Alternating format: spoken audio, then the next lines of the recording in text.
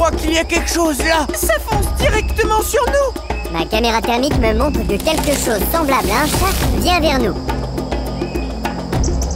Mais bien plus grand, peut-être un lion ou... Un tigre. Wow! Vous avez vu ça? Oui, c'est incroyable. Je suis contente que nous soyons dans un parc animalier, pas dans la jungle. Mais je croyais que les chats n'aimaient pas l'eau. Oui, c'est vrai aussi. La plupart des grands chats comme les lions ou les léopards n'aiment pas l'eau.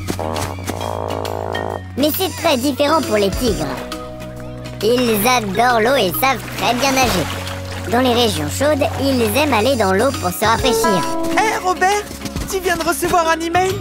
Oui, de Shenlook de Chine. Elle aimerait savoir si les soigneurs font aussi des câlins aux animaux. J'ai une idée. Pourquoi ne pas tout simplement lui demander? Bonjour, nous avons une question. Bonjour, que voulez-vous savoir? Est-ce que les soigneurs font aussi des câlins aux animaux? Même si les tigres ressemblent à de gros chats en peluche, ce sont des prédateurs très dangereux. Ils sont imprévisibles. Donc c'est non pour faire des câlins à des tigres adultes.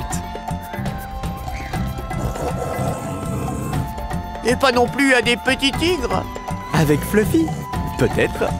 Mais sa mère ne le quitte pas des yeux un seul instant. C'est dommage. Ça donne envie de le câliner. C'est vrai, mais c'est un prédateur.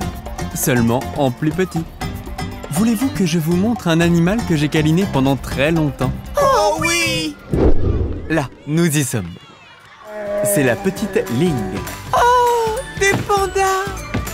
Et à eux, tu leur fais des câlins? J'ai fait beaucoup de câlins à Ling. Après la naissance, la mère de Ling ne se portait pas très bien au début. Elle était très faible et ne pouvait pas s'occuper de son bébé. J'ai donc dû m'occuper de la petite, lui donner le biberon, la tenir dans mes bras et la câliner aussi. Oh, ça a dû être chouette! Les nouveau-nés pandas sont aussi gros qu'un hamster. Ils pèsent autant qu'une tablette de chocolat à la naissance. Et ils naissent aveugles et sans pelage. Ce n'est qu'après 30 jours qu'ils ont un pelage avec les marques noires et blanches typiques. Oui, c'est bien ça. Bon, maintenant, je dois la nourrir. Les pandas mangent toute la journée. Que mangent les pandas? Mais tu penses toujours à manger? Oui, bien sûr. C'est vraiment passionnant. En fait, les pandas font partie des carnassiers. Mais il y a environ 2 millions d'années, ils sont devenus végétariens. Aujourd'hui, ils se nourrissent presque exclusivement de bambou. Et il arrive même qu'ils soient importés spécialement de Chine par avion. Wow, par avion? Mais pourquoi de Chine? La Chine est le pays d'origine des pandas. Bon, c'est prêt.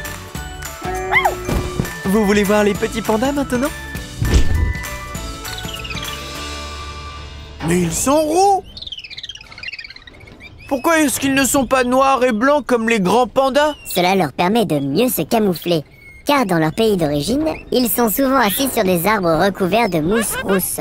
C'est pourquoi on les appelle aussi les renards de feu. Est-ce que les petits pandas sont de la même famille que les grands pandas? Les scientifiques ne sont pas tous d'accord là-dessus. Les pandas sont désormais considérés comme de grands ours. Mais pour les petits pandas, la science est encore en discussion. Les uns disent que ce sont des chats, les autres des ratons laveurs. Peu importe, tu es en tout cas un animal tout mignon, petit panda. Vous voulez venir au parc animalier pour enfants? Oh oui! Bon, ici, vous pouvez caresser les animaux, mais soyez prudents. Les animaux peuvent aussi pincer. Si vous remarquez qu'un animal ne veut pas être touché, alors laissez-le tranquille. D'accord, c'est ce que nous allons faire. Et que se passe-t-il si je ne veux pas être touché? Pauvre Robert. Pauvre Robert.